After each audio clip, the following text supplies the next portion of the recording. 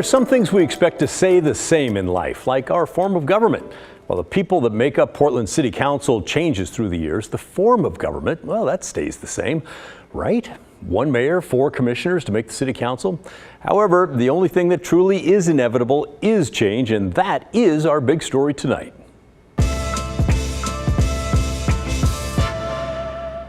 About 6 weeks from now, on July 1st, the city of Portland will launch an experiment. That's when city government will begin practicing for its eventual new form of government, the first change of our government format in more than 100 years. Now, I think this is a fascinating story because of all the people involved and the gigantic change it's going to bring. If you've not followed every twist and turn of the story leading up till now, do not despair. Here's a quick catch-up. Back in November of 2022, Portland voters agreed to change the city's form of government, a form that had lasted since 1913. This is a graphic we created 2 years ago to explain the old system. Joanne Hardesty there on the left is now replaced by Renee Gonzalez, but I think it works for the larger point I'm trying to make. Under the old system, 4 city commissioners and the mayor are responsible for policy issues, but also oversee the day-to-day operations of bureaus and their hundreds of employees. It is a big job. There are millions of dollars running through the system. Over time, that system allowed the creation of huge silos where groups did not cooperate with each other because they didn't have to. They could ignore what the mayor wanted to do, for example. They only needed to make the commissioner in charge of them happy. The result is a city bureaucracy that is disjointed, cumbersome, and at times less than effective. Under the new system passed by voters, city commissioners will only focus on policy issues. This is the city's new organizational chart. See the city council way over there on the left? That's to keep their hands out of the bureaus and the offices there on the right. Instead, a professional city administrator will take over, assisted by 6 deputy city administrators. And 33 bureaus and offices will now be consolidated into just 6 areas. Now you're up to speed. City commissioner ranks will be expanded to 12. That'll be 3 people each representing 4 different quadrants of the city. Those commissioners will be elected in 6 months, by the way, to take office in January of 2025. But that other part, consolidating all the silos into just 6 places, well, that's going to start in 6 weeks on July 1st. While the elected city commissioners will still technically be in charge, those deputy city managers are going to move in and start running things overseen by the city administrator. So that's going to be a really big change. And the guy running that change is Portland's chief administrative officer. His name is Mike Jordan. He'll become the city's first administrator under the new system, but only on an interim basis. He is, if you will, the conductor who must teach an orchestra that's been playing the same way for decades how to do many things differently, which is why I wanted to talk with him about what lies ahead. Well, July 1st will be the start of our new fiscal year. And we have been, since last November when Council adopted the new framework for the government, we've been budgeting into that new framework, and that budget will start July 1. So on July 1, we'll, for lack of a better term, begin practicing how the city will operate in the future under a new mayor and a new city council in January of 25. So we've got kind of a 6-month runway to work out the kinks, and we'll have deputy city administrators in place. I'll be in place as the interim city administrator. We start July 1, we start practicing in the new structure. We've got a lot of questions to answer that are kind of the next level of detail questions. The thing that the council adopted back in November is really a large framework for the whole city, but a bunch of detailed questions buried in that framework that need to be answered in the next cycle of change. So. By the way, we're meeting in a city conference room there. That's why you see all that interesting stuff on the walls. But even before the experiment starts, there's already battles that are underway. As Willamette Week reported, existing commissioners, Mapps and Rubio, are at odds with each other. They both have bureaus under the existing system that holds people involved in permitting. In the new system, all the permitting people are going to be gathered in one place under one leader, not scattered across their individual bureaus. Well, Willamette Week reports that Mapps said some of his permitting people are saying, hey, boss, I'm supposed to move over to this new shop, but it's not clear who my boss is going to be and how we're going to make decisions. Mapps wanted Rubio to slow the consolidation process, but she said, no. Jordan says it's an example of the change that needs to happen in city government. Well, it is a little awkward, but it's also an example of the kinds of examination of how we do business that I think will be easier to do under the new structure, where you'll have one person that's kind of accountable to the whole thing and one place where the buck stops. When we did permitting, this work we've done at restructuring permitting that goes into effect also July 1, it involves 7 different bureaus reporting to all 5 different commissioners. And so trying to manage that kind of change with very kind of fragmented leadership at the very top, it presents its own set of complications, let's put it that way. In the future, when we do things like that, we'll just have one city administrator that will be calling the shot, and there may be multiple deputies involved, but they're all accountable to that one city administrator, who's ultimately accountable to the mayor also. So. And why are there 7 different bureaus involved in permitting? Well, when you apply for a development permit, the Fire Bureau has to deal with fire and life safety. The Water Bureau has to deal with your water hookup. Environmental Services deals both with your storm drainage work and an environmental view of the permit. The BDS, formerly Development Services, now Portland Permitting and Development, but BDS has to do with the state building code and inspections of the property. And then the Parks Bureau has the urban forester. So if there are trees on your lot, or you're going to have to plant street trees in the front of the development, whatever you're doing, then the urban forester has a permitting role. So a lot of bureaus involved in one development permit. And I think it was recognized, it's been recognized for decades. But this commission, I think, and it's laudable that this commission, with 4 of them running for office and all of the things that comes, they've been very focused on changing this permitting process and getting all the people involved in a building permit working in one bureau with a single director accountable to all of those issues. There are still complications, don't get me wrong. There are chief engineers in the infrastructure bureaus that set the standards for infrastructure that a developer might build that the city takes over.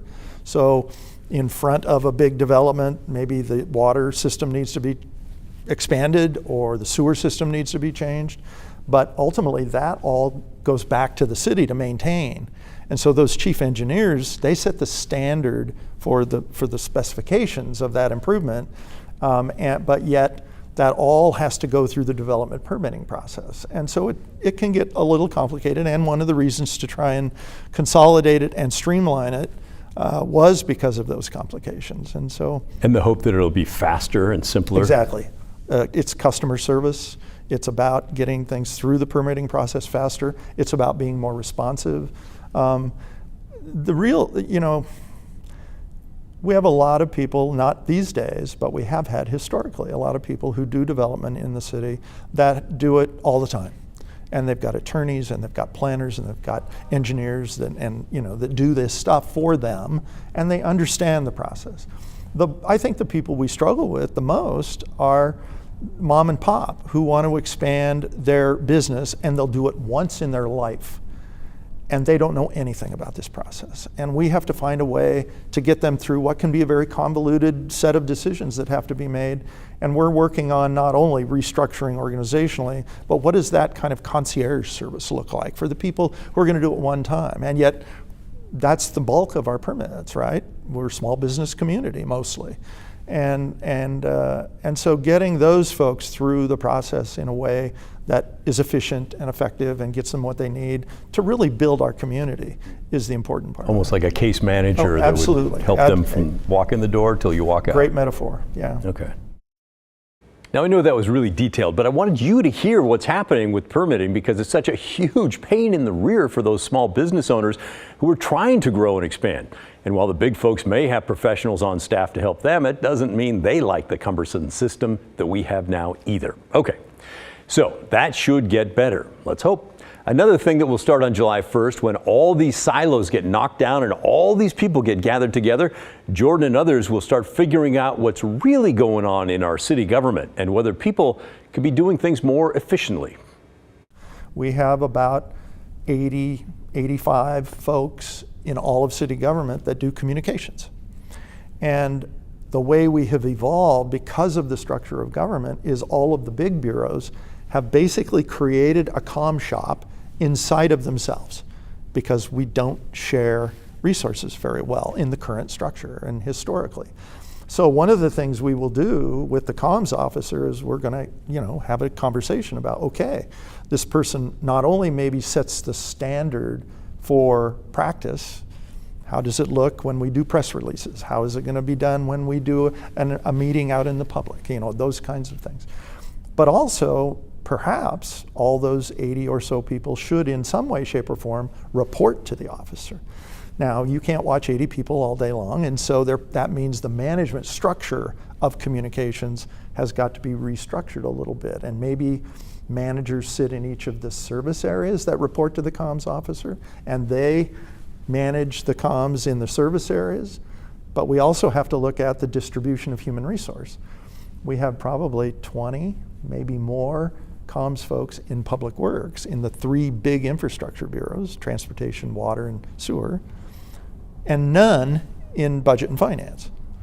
That's just an example of maybe we need to think about the distribution of those resources also. Also, consolidating them under one authority, one person, allows us to move resource more fluidly. Say we have a communications crisis thing to manage in one of the bureaus, and they don't have the capacity. We can move people and say, okay, next 3 months, you're working over here, and you need to manage this issue. And so we struggle with that. The fluidity of how to apply human resource is a struggle for us now, and this, I think, will help us. Interesting. And I can hear somebody in the audience saying, and maybe you don't need 85 people doing that. So that's a good response. As we go through these processes to figure out each of these disciplines, we will begin to understand better how many people we have doing it and what kind of capability and capacity do they have. And those kinds of questions should be on the tip of our tongue. And I'm not here to propose layoffs. However, I would bet pretty good money right now that of those 80 or 85 positions, 6 or 7 of them are vacant.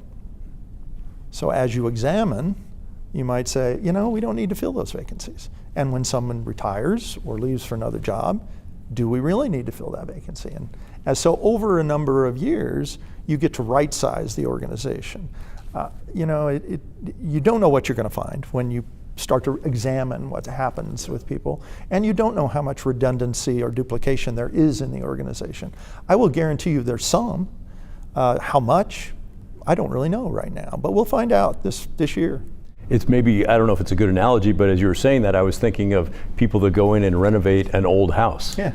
You start pulling the walls apart and you say, uh-oh. No, exactly. Or maybe you say, oh, hey, this is great. Oh, yeah. It is that kind. It's a good metaphor because there's a whole bunch of things at an enterprise scale I don't know about the organization. I know quite a bit about the Office of Management and Finance because that's what I've been working with for my time here, and I know quite a bit about environmental services because I used to work there. But PBOT and fire and police and parks, I don't know that much about them, and so we're going to find out a lot with each other. We're going to do this together. It won't just be the 6 city administrators. We will work with the directors of bureaus, and then we'll also have to work with those subject matter experts depending on what the discipline is, whether it's comms or equity or whatever. And we'll work with those people in bureaus and we'll get a good sense of, okay, what do you do? How much time does it take? What's the volume of work? All those kinds of things, and then start to think about, okay, let's start to think about how we right size and how we apply human resource in the best way possible. So fascinating, huh? Big changes are coming to the city of Portland, and they all start in 6 weeks. Thanks, by the way, to Mike Jordan for taking the time to sit down and explain some of the things going on behind the scenes. It really is a historic change, both for the 7,000 city employees and for the 635,000 residents that they serve in the city. And we're going to be following this one closely. In the meantime, what do you think about what you heard here? Send me an email. Let me know, will you? The address is thestory@kgw.com, or if you'd prefer, you can call and leave a voicemail. The number is 503-226-5090. I look forward to hearing from you.